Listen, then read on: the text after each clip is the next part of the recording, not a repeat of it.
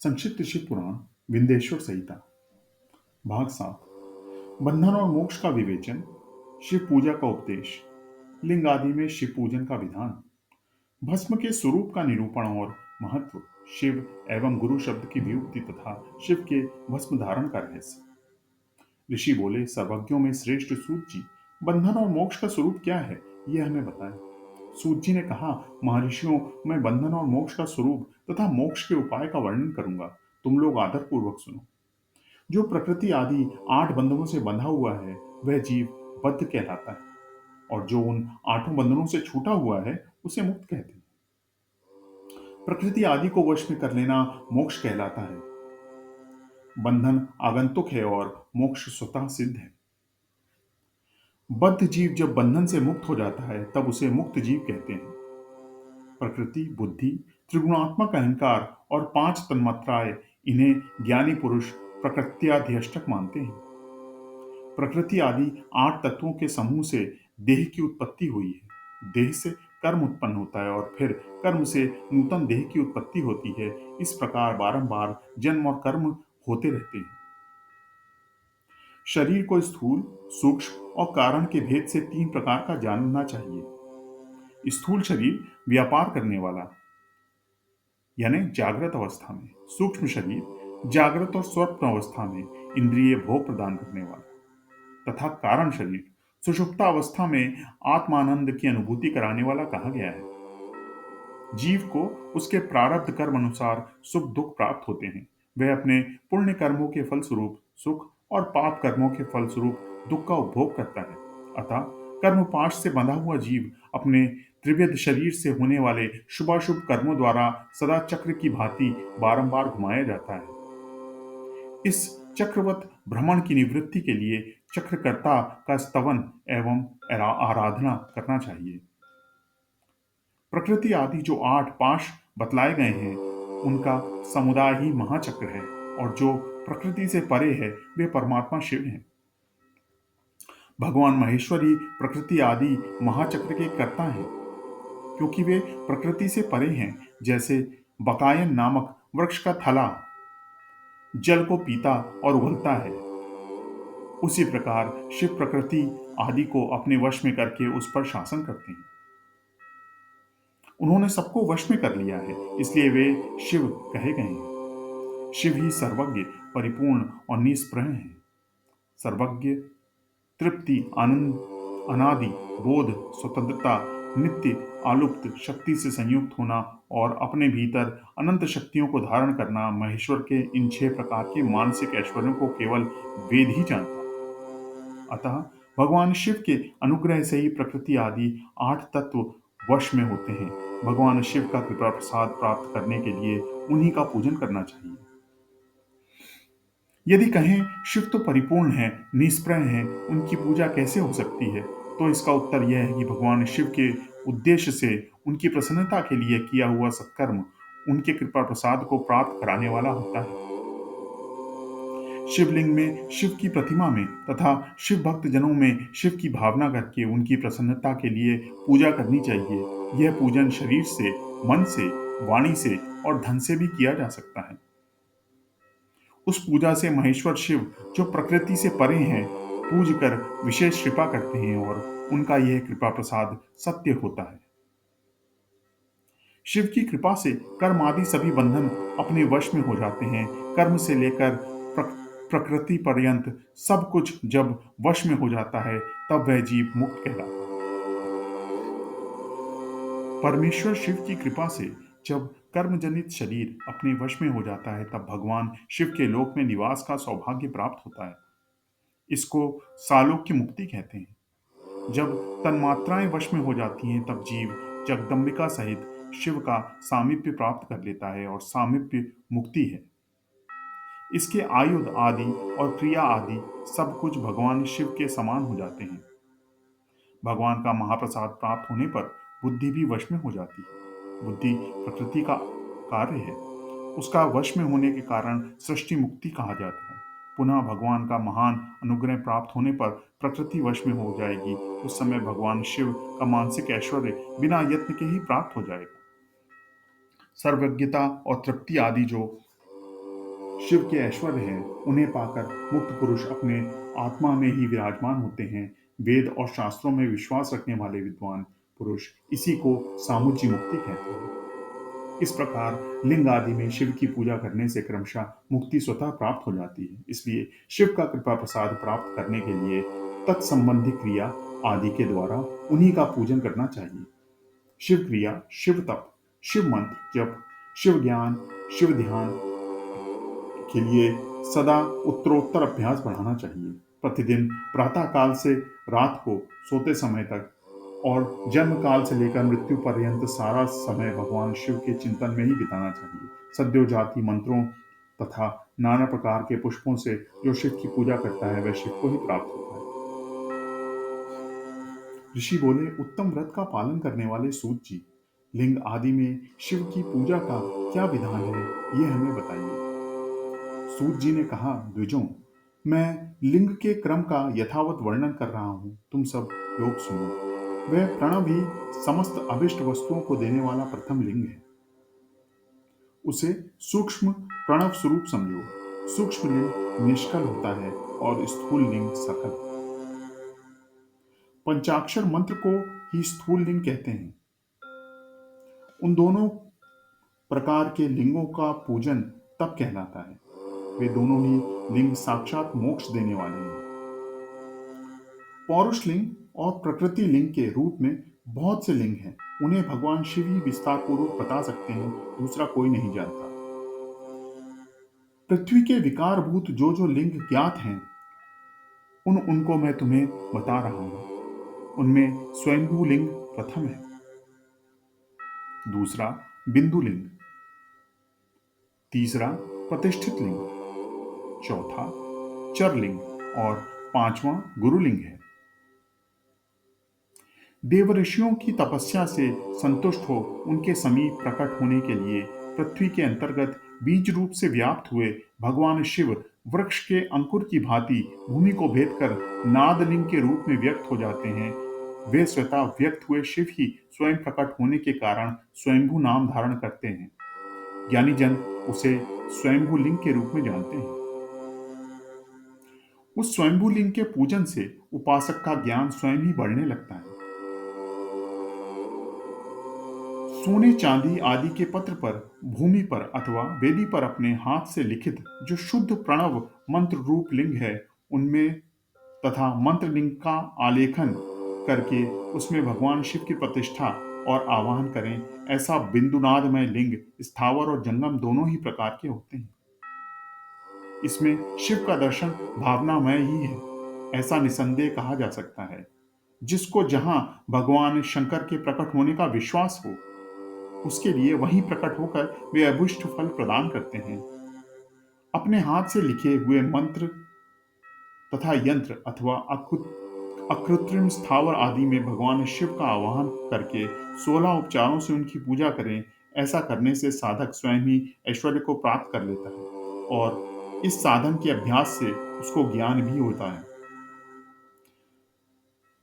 देवताओं और ऋषियों ने आत्म सिद्धि के लिए अपने हाथ से वैदिक मंत्रों के उच्चारण पूर्वक शुद्ध मंडल में शुद्ध भावना द्वारा जिस उत्तम शिवलिंग की स्थापना की है, उसे पौरुष लिंग कहते हैं तथा वही प्रतिष्ठित लिंग कहलाता है। उस लिंग की पूजा करने से सदा पौरुष ऐश्वर्य की प्राप्ति होती है। महान ब्राह्मण और महाधनी राजा किसी कारीगर से शिवलिंग का निर्माण कराकर जो मंत्र पूर्वक उसकी स्थापना करते हैं, उनके द्वारा स्थापित हुआ वह लिंग भी प्रतिष्ठित लिंग ही कहलाता है। किंतु वह प्रकृति लिंग है, इसलिए प्राकृत ऐश्वर्य भोग ही देने वाला होता है। जो शक्तिशाली और नित्य होता है उसे पौरुष कहते हैं। जो दुर्बल और अनित्य होता है वह प्राकृत कहलाता है। लिंग नाभि, जिह्वा, नासाग्र भाग और शिखा के क्रम से कोटि, हृदय और मस्तक तीनों स्थानों में जो लिंग की भावना की गई है, उस आध्यात्मिक लिंग को ही चरलिंग कहते हैं। पर्वत को पौरुष लिंग बताया गया है और भूतल को विद्वान पुरुष प्राकृत लिंग मानते हैं। वृक्ष आदि को पौरुष लिंग जानना चाहिए और गुल्म आदि को प्राकृत लिंग। साठी नामक धान्य को प्राकृत लिंग समझना चाहिए और शाली एवं गेहूं को पौरुष लिंग। अणिमा आदि 8 सिद्धियों को देने वाला जो ऐश्वर्य है, उसे पौरुष ऐश्वर्य जानना चाहिए। सुंदर स्त्री तथा धन आदि विषयों को आस्तिक पुरुष प्राकृत ऐश्वर्य कहते हैं। चरलिंग में सबसे प्रथम रसलिंग का वर्णन किया गया है। रसलिंग ब्राह्मणों को उनकी सारी अभिष्ट वस्तुओं को देने वाला है। शुभ कारक बाणलिंग क्षत्रियों को महान राज्य प्राप्ति कराने वाला है। सुवर्णलिंग वैश्यों को महाधनपति का पद प्राप्त कराने वाला है तथा सुंदर शिवलिंग शूद्रों को महाशुद्धि देने वाला है। स्फटिकमय लिंग तथा बाणलिंग सब लोगों को उनकी समस्त कामनाएं प्रदान कराते हैं।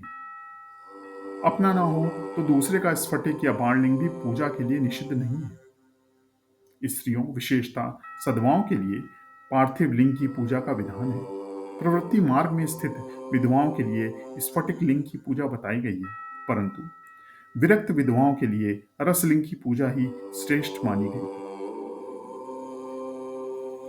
उत्तम व्रत का पालन करने वाले महर्षियों बचपन में, जवानी में और बुढ़ापे में भी शुद्ध स्फटिकमय शिवलिंग का पूजन स्त्रियों को समस्त भोग प्रदान करने वाला है।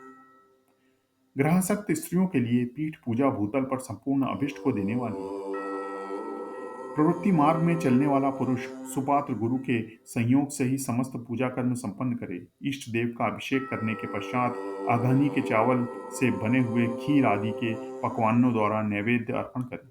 पूजा के अंत में शिवलिंग को संपुट में पधरा कर घर के भीतर पृथक रख दे। जो निवृत्ति मार्गी पुरुष हैं, उनके लिए हाथ पर ही शिवलिंग पूजा का विधान है। उन्हें भिक्षा आदि से प्राप्त हुए अपने भोजन को ही नैवेद्य रूप में निवेदित करना चाहिए। निवृत्त पुरुषों के लिए सूक्ष्म लिंग ही श्रेष्ठ बताया गया है। वे विभूति के द्वारा पूजन करें और विभूति को ही नैवेद्य रूप से निवेदित करें। पूजा करके उस लिंग को सदा अपने मस्तक पर धारण करें। विभूति 3 प्रकार की बताई गई है: लोकाग्नि जनित, वेदाग्नि जनित और शिवाग्नि जनित। लोकाग्नि जनित या लौकिक भस्म को द्रव्यों की शुद्धि के लिए लाकर रखें।